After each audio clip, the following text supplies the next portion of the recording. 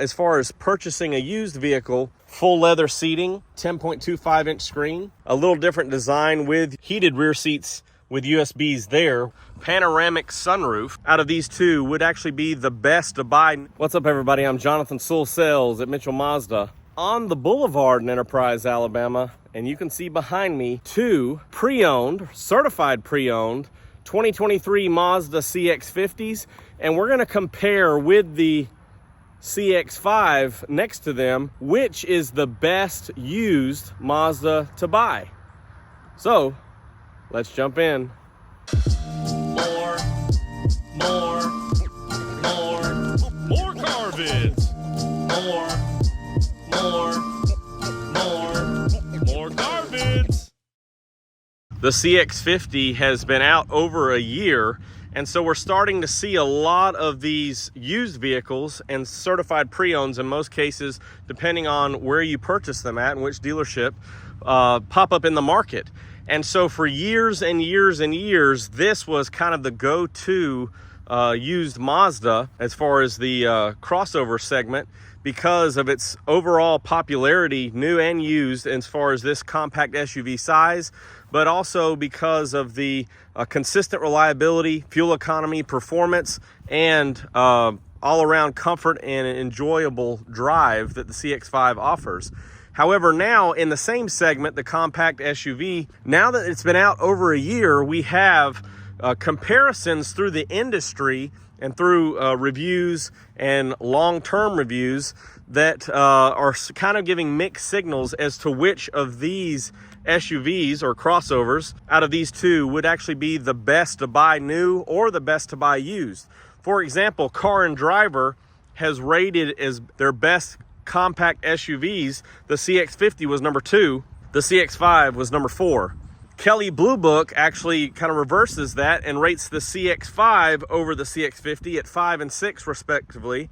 And US News really goes above and beyond, because they rank the CX5 as the number 1 of all compact SUVs, and the CX50 is number 4.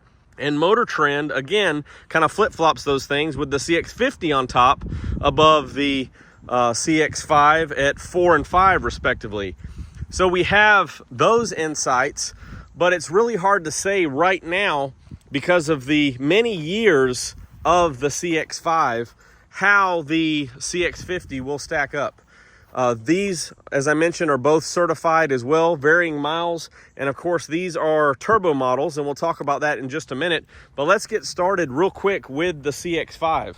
This is a 23 premium with low mileage, and so this was of course updated in 22 to the new front wheels and headlights and tail lights, so just a slight refresh. But this has been going strong in the second generation since 2017. The majority of the safety features you will see, and majority of the crash ratings you'll see from 2017 all the way up. So as far as purchasing a used vehicle, this is tried and true.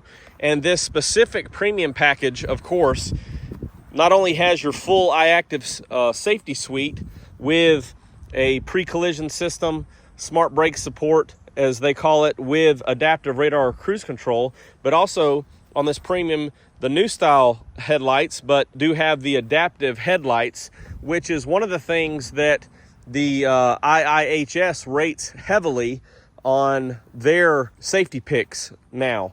So the premium and above, of course, we do have a 19-inch wheel that's standard on this model with this new design from 22. Also, the premium does give you some upgrades like the advanced keyless entry. Just push that button and unlock. Full leather seating with heated seats. Also a 10.25-inch screen. Big display in the instrument panel. Of course, all from 22 up, including every CX50 ever made, are all-wheel drive. And of course, this one has amenities such as a power moonroof, rear power liftgate, Bose interior. Still have, and this one actually has extra cargo accessories here, but you also have a spare tire, and you can see that Bose subwoofer. A 40-20-40 split here, which is convenient with your levers, so you can just release those and load it up at your favorite hardware store. And the powertrain on this one is the 2.5 liter Skyactiv G, which gets right around 30 miles per gallon on the highway. And it does have 187 horsepower with 186 pound-feet of torque. And the 6-speed transmission that has been used for years and years, automatic only. And a matter of fact, it's the same transmission on the CX50. So this CX50, as I mentioned, these are both turbo models, which gives them 20-inch wheels. This one's the top model, the Turbo Premium Plus, but you can see the same iActive Sense safety suite with that radar down here, camera up top for your lane departure. So all the same safety features. This one has the upgraded headlights, which are on all turbo models, which are adaptive. So as far as the IIHS, this one meets some of those specifications as well. You can see, because it's a different chassis than the CX-5, a little different design with your blinkers down here. Also, the rugged CX-50 is going to have more body lines on the hood, these wider fenders here, and fender flares to protect those. Also, this one's a little bit shorter, a little bit longer, a little bit higher off the ground because it's designed with recreation in mind. Every CX-50 has roof rails for available accessories. And every turbo model has the first ever in a Mazda panoramic sunroof, which we've seen on the CX-90 and other vehicles as well now. Also, the styling on the CX-50 includes these gloss black features such as the signature wing, all gloss black side mirror caps. And as you can see, although some of these designs are very similar in features and buttons are the same as the CX-30 and the Mazda 3, the interior is completely different with a wider seat.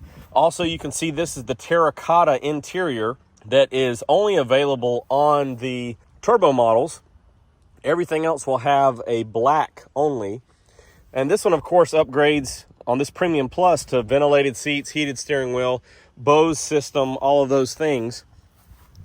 The same instrument panel display, same infotainment, but you do have wireless CarPlay, and it's really more of a cockpit design. To show you the back seat real quick, this one's a little bit different. It's a 60-40 split. You still have the capability of this fold-down armrest, heated rear seats with USBs there, whereas the CX-5, although we didn't show it, is in the armrest, and rear AC. And of course, a power lift gate is still available.